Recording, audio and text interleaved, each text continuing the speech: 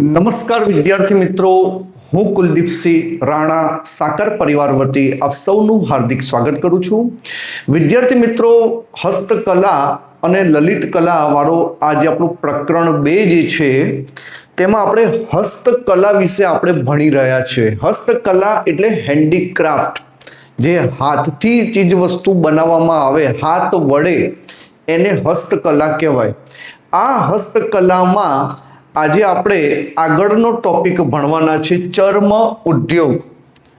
ચર્મ ઉદ્યોગ વિશે આપણે અભ્યાસ કરીશું. ચર્મ એટલે ચામડું, બરાબર? તો એના વિશે આપણે વાત કરીએ કે પ્રાચીન ભારતમાં મૃત્યુ પામેલા જાનવરોના ચામડાનો વિવિધ ઉપયોગ થતો. પહેલાના સમયમાં જ્યારે પ્રાણીઓ મૃત્યુ પામતા, એ મરી ગયેલા પ્રાણીઓના ખાલ ઉખેડવામાં આવતી, એટલે કે એનું ચામડું નીકાળવામાં આવતું અને એ ચામડાનો વિવિધ રીતે ઉપયોગ થતો.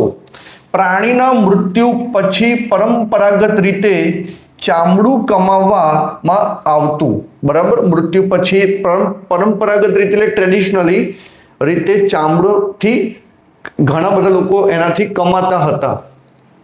હવે ચામડાનો ઉપયોગ શેમાં થતો? તો ખેતી માટે, કૂવામાંથી પાણી કાઢવા માટે, અહીંયા શબ્દ વાપરે છે કોસ, કોસનો ઉપયોગ થતો. તથા પાણીની મશકો, અહીંયા પાણીની મશકો એટલે જેમ આપણે વોટર બેગ, જગ ને બધું રાખીએ છીએ, એ પાણીની મશકો આવતી, જેમાં પાણીનો આપણે ભરી શકાય, બરાબર?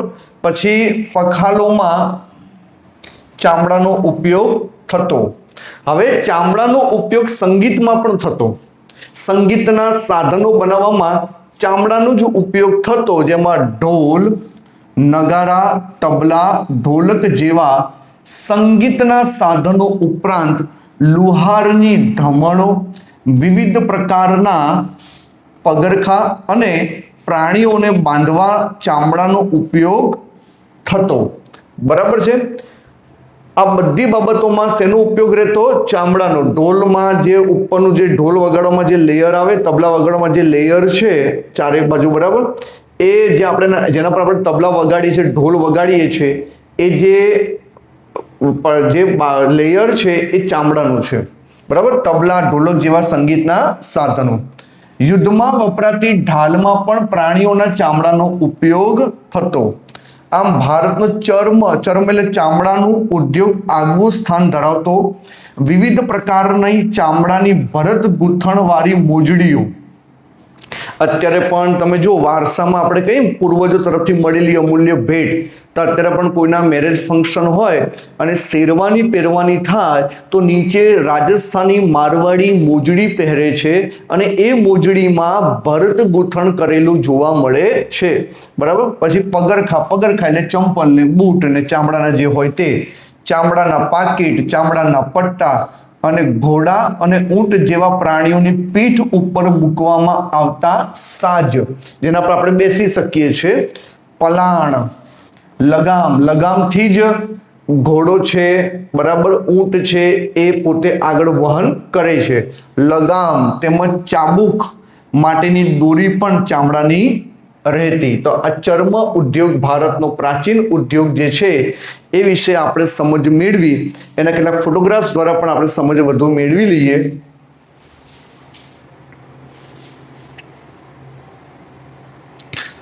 ઇતિહાસ અને પરંપરા ચર્મ ઉદ્યોગ, બરાબર? તો આપણે જોઈએ કે પ્રાચીન ભારતમાં ચામડાનો ખેતીમાં ઉપયોગ થતો, બરાબર? આપણે અહીંયા વાત કરીને આપણે કોષ ચામડાની, બરાબર? પછી પખાલ, બરાબર? આ બધું ચામડાનું જે હતું એના વિશે આપણે વાત કરી, બરાબર? પછી આ જે ઢોલ છે, તબલા છે, આ તબલા ઉપરનું જે પડ છે એ ચામડાનું છે, બરાબર? એનું કામ કરવામાં આવતું હસ્તકલા કારીગરીથી, બરાબર? ત્યાં જે ઢાલ જોઈએ છે એ ઢાલ ઉપર જે અહીંયા ચામડાનું જે છે એ લેયર કરવામાં આવતું. પગરખા ચામડાના, બરાબર? લુહારની જે ધમણો છે એના માટે ચામડાનો ઉપયોગ થતો, બરાબર? પછી આ ઊંટ ઉપર જે બેસવા માટે છે, બરાબર, ઘોડા ઉપર જે બેસવા માટે હોય છે, એ બધું ચામડાનું હતું, બરાબર? પછી આ ચામડાની ચાબુક ને દોરી ને આ લગામ છે ચામડાની, બરાબર, એ પણ ચામડાનું જોવા મળતું. પછી ચામડાના બેલ્ટ, પર્સ, બરાબર, એ બધું આજે આપણે પરંપરાગત રીતે આપણે જોઈએ છીએ. તો આ કેટલાક ફોટોગ્રાફ્સ આપણે જોયા. વિદ્યાર્થી મિત્રો, હવે આપણે આગળના ટોપિકમાં હીરા મોતી કામ અને મીના કારીગરી વિશે ચર્ચા કરીશું. ભારતની પૂર્વ, પશ્ચિમ અને દક્ષિણ ત્રણેય દિશાઓમાં 7,517 કિલોમીટર લંબાઈ ધરાવતો સમુદ્ર કિનારો હોવાથી હીરા મોતીનો ઉપયોગ મોટા પ્રમાણમાં થતો આવ્યો છે. ત્રણેય બાજુથી સમુદ્ર છે. પશ્ચિમમાં અરબ સાગર, પૂર્વમાં બંગાળાની ખાડી, દક્ષિણમાં હિન્દ મહાસાગર. ત્રણેય બાજુથી સમુદ્રથી ઘેરાયેલો આપણો ભારત દેશ, અને એના કારણે ભારતનો વેપાર જે છે એ સમુદ્ર માર્ગે હીરા મોતીનો વેપાર વર્ષોથી ચાલ્યો આવતો. ભારતનો દરિયા કિનારો કેટલા કિલોમીટર લાંબો છે? 7,517 કિલોમીટર લાંબો છે. એમાં માત્ર ગુજરાતની વાત કરીએ તો ગુજરાતનો દરિયા કિનારો 1600 કિમીનો છે. હવે દરિયાઈ માર્ગની મુસાફરી ખેડીને દરિયા પારના દેશો સાથે વેપારી સંબંધોના કારણે હીરા મોતીનો વેપાર પણ થતો રહેતો. આપણા દરિયાઈ સંબંધોને કારણે હીરા મોતીનો વેપાર આપણે પ્રાચીન સમયથી અન્ય દેશો સાથે ચાલ્યો આવતો હતો. ભારતના કારીગરોએ બનાવેલા હીરા મોતીના આભૂષણોની વિદેશોમાં પહેલેથી જ ખૂબ માંગ રહી છે. વિદ્યાર્થી મિત્રો, દુનિયામાં ગોલ્ડના, ચાંદી, સિલ્વરના બિસ્કિટ હશે, સોના ચાંદીના, પણ આભૂષણ બનાવવાની કળા એ માત્ર ભારત દેશ પાસે છે. એવા સુંદર આભૂષણો સોના કે ચાંદીમાંથી બનાવી આપતા એ કલા એ પ્રાચીન સમયની, જે આજે પણ આપણા ભારતમાં જીવંત છે, બરાબર. વિશ્વવિખ્યાત કોહિનૂર, આ શબ્દ યાદ રાખજો, કોહિનૂર, અને બીજો શબ્દ છે ગ્રેટ મુગલ હીરા પણ ભારતમાંથી મળી આવેલા, બરાબર. આમ ભારતીય આભૂષણો અલંકારોના શોખીન હોવાથી સોનાના દાગીના ઉપરાંત શ્રીમંત વર્ગ, રાજા મહારાજાઓ અને અમીર ઉમરાઓ વૈવિધ્યસભર હીરા મોતીના આભૂષણો પહેરતા. શેના આભૂષણો પહેરતા? હીરા મોતીના. કોણ? શ્રીમંત વર્ગ, એટલે જે અમીર વર્ગો હોય તે, રાજા મહારાજાઓ, બરાબર. આ બધા લોકો હીરા મોતીના આભૂષણો પહેરતા. પ્રાચીન સમયમાં રાજા મહારાજાઓ, શ્રેષ્ઠીઓ, મહાજનો એટલે વેપારીઓ હીરા, મોતી, માણેક, પન્ના, પોખરાજ, નીલમ વગેરે રત્નોનો ઉપયોગ વસ્ત્રાભૂષણ એટલે વસ્ત્ર અને આભૂષણની શોભા વધારવા કરતા. રાજા મહારાજાઓ અને બાદશાહોના સિંહાસનો, તેના મુંગટો, તેની માળાઓ, બાજુબંધ બનાવવામાં આ રત્નનો ઉપયોગ થતો. રાજા મહારાજા બાદશાહોના સિંહાસનોમાં રત્ન જડવામાં આવે, એની અંદર હીરા જડવામાં આવે, બરાબર. તો એ પછી મુંગટોની અંદર રત્ન કે હીરા જડવામાં આવતા. બાજુબંધની અંદર પણ આવી રીતના રત્નોનો ઉપયોગ થતો. રત્ન ગુજરાતની વાત, ગુજરાતની બહેનો, જેમ કાલે આપણે વાત કરી, ગુજરાતની બહેનો ભરત ગૂંથણ કલામાં માહિર છે, એમ ગુજરાતની બહેનો મોતી કામમાં પણ એટલી જ માહિર છે.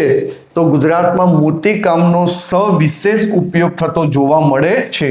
મોતીના કલાત્મક તોરણો, માળાઓ, કળશ, ઘૂઘરા, પચીત, બારી, ચાકડા, લગ્નના નાળિયેર, ઈંઢોણી, પંખા, બળદ માટેના સુશોભન કરેલા મોડિયા, શિંગડા, ઝૂલ વગેરે ગૂંથવાની કલા કારીગરી અદ્ભુત રહેલી છે.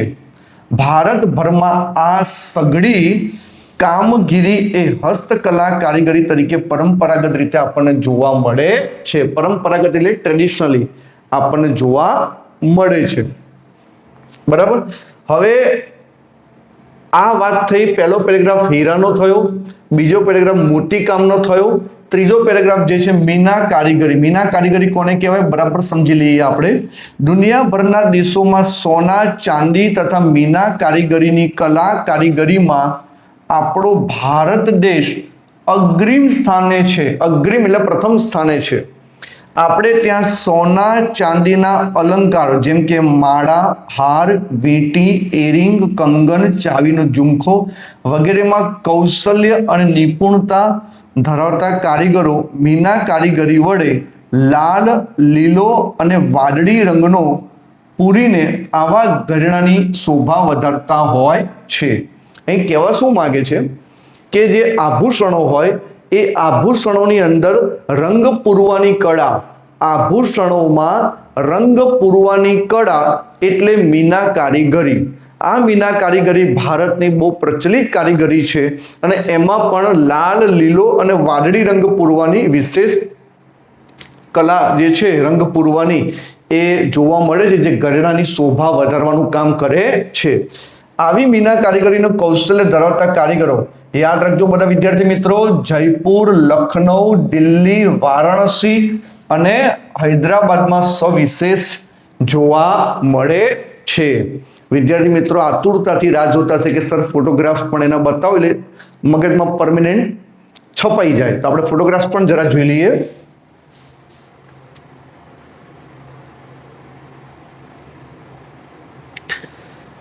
હીરા મોતીકામ મીના કારીગરી, બરાબર. હવે હીરા મોતીકામ આપણે હીરાનું જો તો આ જે આભૂષણ છે, બરાબર, એ આભૂષણની અંદર જે છે હીરા જડેલા છે, બરાબર. તો એ હીરા જે જડવામાં આવ્યા છે તો એ હીરા કામ એનું મોતીકામ કહેવામાં આવે છે.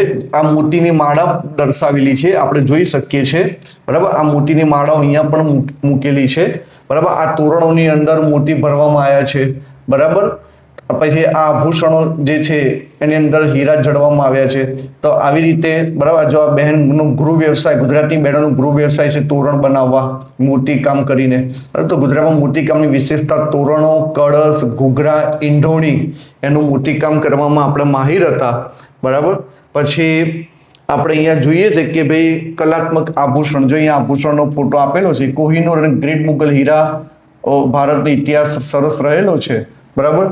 પછી આપણે અહીંયા જોઈએ કે કલાત્મક આભૂષણો સુવર્ણ, રજત, રત્નો, સુવર્ણ એટલે સોનાના અને ચાંદીના રત્નો પણ આપણે જરા અહીંયા જોઈ શકીએ છીએ, બરાબર. પછી અહીં આપણે જે કારીગરોની વાત કરી, જયપુરમાં, જયપુર, દિલ્હી, બરાબર, વારાણસી, હૈદરાબાદ, આ જગ્યા પર મીના કામ કરનારા કારીગરો જોવા મળે છે. એમાં જો આ રંગ પૂર્યો છે, જો આભૂષણોમાં રંગ પૂર્યો છે, લાલ, લીલો અને વાદળી રંગની કલા, જેને આપણે મીના કારીગરી કહીએ છીએ. વિદ્યાર્થી મિત્રો જરીકામ, જરીકામ વિશે આપણે જરા જોઈએ. ભારતમાં જરી ભરતની કળા પણ પ્રાચીન સમયથી જોવા મળે છે. કઈ? જરી ભરતની કળા. ચાંદી અને સોનાના તારના રૂપમાં જરી બનાવી તેનો ઉપયોગ ભરત ગૂંથણ કળા દ્વારા કિંમતી વસ્ત્રો શણગારવામાં થતો, બરાબર. એટલે જે આ વસ્ત્ર છે, આ વસ્ત્રો ઉપર સોનાની કે ચાંદીની જે આ તાર હોય, આ તાર છે, બરાબર, સોના ચાંદીનો તાર છે, એની જરી કરવામાં આવતી. જો અહીંયા ફોટો બતાવ્યો છે, એ જરી કરીને વસ્ત્રો ઉપર એ જરી કરેલા સોનાના કે ચાંદીના જે વસ્ત્રો ઉપર એને જે છે એ ભરવામાં આવતું ગૂંથણ કરીને. તો આ રીતે કિંમતી વસ્ત્રો શણગારવામાં, કારણ કે વસ્ત્રો તો કિંમતી જ કહેવાય, સોના ચાંદીના વસ્ત્રો થઈ ગયા કહેવાય, બરાબર. ભારતમાં જરી કામના હુન્નર માટે સુરત, ખાસ આ શબ્દ યાદ રાખવાનો છે, સુરત જાણીતું છે. પાનેતર, સાડી, ઘરચોળા જેવા વસ્ત્ર પરિધાન માટે સુરતના કુશળ કારીગરો જરીની કિનારી લગાડીને બેન મૂન કામ કરી આપતા હતા, બરાબર. બેન મૂન એટલે અદ્ભુત કામ કરી આપતા હતા. હવે આપણે જોઈએ જરી કામમાં પ્રાચીન ભારતની ધરોહર આપણે અહીંયા જોઈ શકીએ છીએ. સોના ચાંદીના તારની રચના સુરતના કુશળ કારીગરો બેન મૂન કારીગરી કરી આપતા, બરાબર. એના ફોટોગ્રાફ્સ આપણે અહીંયા જોયા. ઓકે. તો વિદ્યાર્થી મિત્રો હસ્તકલાની અંદર આજે આપણે હીરાકામ, ચર્મ ઉદ્યોગ, હીરા કામ, મોતીકામ, મીના કારીગરી અને જરીકામ વિશેનો અભ્યાસ આપણે સૌએ કર્યો. તો આશા રાખીએ છીએ કે આપ સૌને વિડીયોમાં ખૂબ મજા આવી હશે, સમજ પડી હશે. તો ખાસ એનો અભ્યાસ વ્યવસ્થિત કરી લેવો અને આપને વિડીયો કેવો લાગ્યો એ જરૂર આપ પોતાના વિડીયોમાં કોમેન્ટ બોક્સમાં જરૂરથી લખજો. નમસ્કાર. ભારત માતા કી જય. વંદે માતરમ. Thank you so much.